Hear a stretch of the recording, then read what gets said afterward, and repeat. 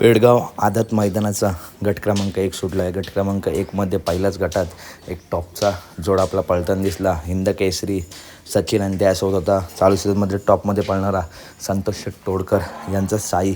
बघताय काय तो स्पीड लागला आहे.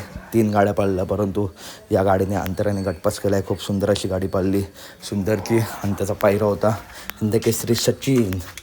तुफानचा स्पीड लागल्याने गाडी गटपास केला आहे. गाडीवरती ड्रायव्हरसुद्धा टॉप होते. आणि मित्रांनो आजच्या मैदानात टॉपचे नंदी आपल्याला बघायला मिळतील.